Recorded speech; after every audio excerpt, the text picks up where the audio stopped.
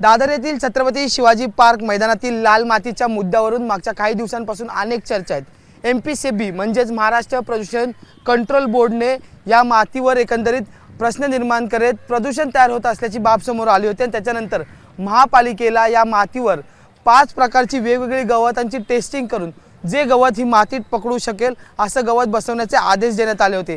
यासाठी महापालिकेच्या पर्यावरण विभागाने 80 लाखाचा निधी सुद्धा मंजूर केला। खरं तर हे काम 31 मेच्या पर्यंत टेस्टिंगचं काम पूर्ण करायचं होतं, पण पावसाची चाहूल एकंदरीत मुंबईत लागली आणि त्याच्यानंतर जे ते हे काम जे ते रखडलेलं आपल्याला पाहायला मिळत होतं। आणि आता 200 मीटरमध्ये छत्रपती शिवाजी पार्क उद्यानात आता पहिली टेस्टिंग करण्याचा प्रयत्न महापालिकेकडून करण्यात येणार आहे। त्यासाठी आपण जर पाहिलं तर माती खोदली गेलेली आहे आणि याच्यावर आता जे ते गवताची टेस्टिंग केली जाईल आणि पुढचा 10 दिवस या टेस्टिंगमधून काय समोर येईल हे पाहिलं जाईल आणि त्याच्यानंतर मग शिवाजी पार्क मैदानात कुठल्या प्रकारचं गवत बसवलं जाईल हे जे ते महापालिकेकडून समोर आणण्यात येईल। पण सगळ्यात महत्त्वाची बाब म्हणजे तिथल्या स्थानिकांनी आणि खेळाडूंनी मुद्दा उपस्थित केला होता की शिवाजी पार्क मैदानातील लाल मातीमुळे प्रदूषण आणि समस्या ज्या आहेत त्या निर्माण होत आहेत आणि त्यामुळे इथले मातीवर गवत बसवण्यात यावं असं माहिती सुद्धा देण्यात आली होती। त्याच्यानंतर एमपीसीबीकडे हे प्रकरण गेलं होतं आणि एमपीसीबीने महापालिकेला आदेश दिले होते, पण मे महिना उलटून गेलेला आहे। जून महिन्याची 10 तारीख उलटून गेलेली तरी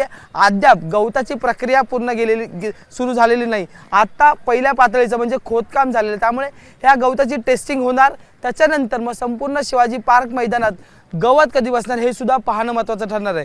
व्हिडिओ जर्नलिस्ट गजानन बाळापूरकर सह मी अजय माने, एबीपी माझा मुंबई। एबीपी माझा, उघडा डोळे बघा नीट।